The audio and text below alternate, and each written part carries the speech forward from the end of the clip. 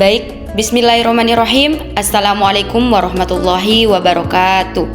Perkenalkan, nama saya Rasmi, nomor urut 39 dari kelas 12 A1. Nah, di sini saya akan menjelaskan materi ijtihad. Yang pertama, pengertian ijtihad. Secara bahasa, ijtihad berasal dari kata jahada yang berarti mengarahkan segala kemampuan, bersungguh-sungguh atau menanggung beban. Sedangkan secara istilah, ijtihad adalah pengerahan daya, upaya secara maksimal oleh seorang mujtahid untuk menetapkan hukum syara yang bersifat zanni, interpretatif dari dalil-dalilnya yang rinci. Oleh karena itu, ijtihad adalah usaha sungguh-sungguh dari para ahli hukum Islam untuk merumuskan hukum syariat bagi perkara baru yang belum diatur secara eksplisit dalam Al-Quran dan hadis. Ijtihad menggunakan rasionalitas, metodologi, dan tujuan syariat untuk menjawab tantangan zaman tanpa bertentangan dengan dalil utama. Nah, yang kedua yaitu hukum ijtihad. Yang pertama yaitu fardu ain, wajib individual. Ketika seseorang mujtahid ditanya mengenai kasus hukum yang akan segera terjadi dan tidak ada orang lain yang mampu berijtihad selain dirinya. Yang kedua yaitu fardu kifayah, wajib kolektif. Ijtihad menjadi kewajiban sebagai komunitas ulama dan gugur jika sudah ada sebagian yang melakukannya.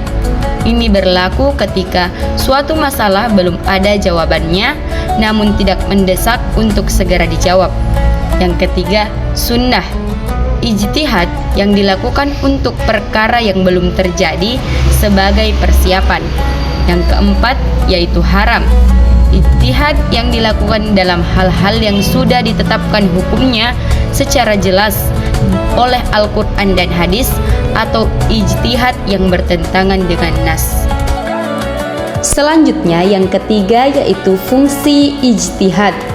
Ijtihad berfungsi sebagai mekanisme vital dalam hukum Islam untuk menetapkan hukum atas persoalan baru yang tidak diatur secara eksplisit dalam Al-Quran dan hadis. Ijtihad menjamin dinamisme Islam, menjadikan hukum Islam adaptif terhadap perubahan zaman, teknologi, dan sosial. Ijtihad juga membenahi interpretasi lama agar tetap relevan. Selanjutnya, macam-macam masalah ijtihad. Yang pertama yaitu ijtihad bayani. Ijtihad bayani fokus dalam menjelaskan, menginterpretasikan, dan merinci nas, teks Al-Quran atau hadis yang masih mujmal, umum atau global agar hukumnya lebih jelas.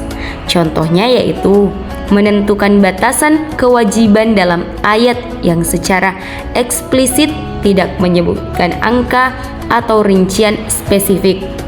Yang kedua yaitu ijtihad qiyasi.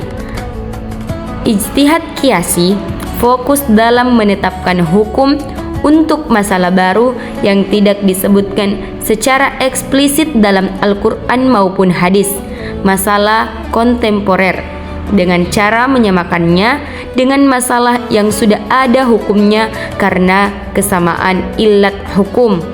Contohnya yaitu mengharamkan narkoba karena disamakan dengan khamar dalam hal efek memabukkan atau menghilangkan akal. Nah, dan yang terakhir yaitu bentuk-bentuk ijtihad. Bentuk utamanya meliputi yaitu yang pertama ijma, kesepakatan, yang kedua qiyas, analogi, serta metode lain seperti masalah mursalah, istihsan, dan urf untuk menjawab persoalan hukum kontemporer. Baik, itulah tadi penjelasan mengenai materi ijtihad. Terima kasih atas perhatiannya. Saya tutup dengan ucapan wabillahi taufiq wal hidayah. Wassalamualaikum warahmatullahi wabarakatuh.